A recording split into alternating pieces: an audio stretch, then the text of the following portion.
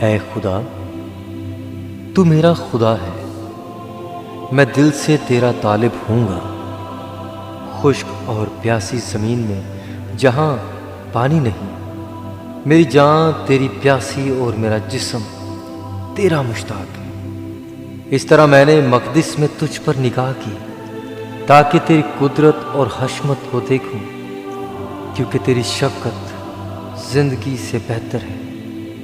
मेरे होंठ तेरी तारीफ़ करेंगे। इसी तरह मैं उम्र भर तुझे मुबारक कहूँगा और तेरा नाम लेकर अपने हाथ उठाया करूँगा। मेरी जान गोया गूदे और चर्बी से सैर होगी और मेरा मुंह मसरूर लबों से तेरी तारीफ़ करेगा।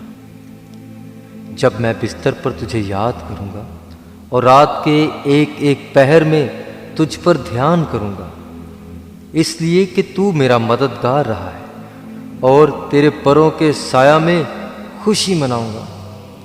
मेरी जान को तेरी ही धुन है, तेरा दाहिना हाथ मुझे संभालता है।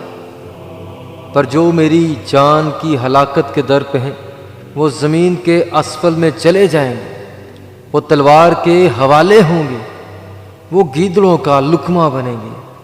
लेकिन बादशाह खुदा में शादमान होगा, जो उसकी कसम खाता है वो फ़ख्र करेगा, क्योंकि झूठ बोलने वालों का मुंह बंद कर दिया जाएगा।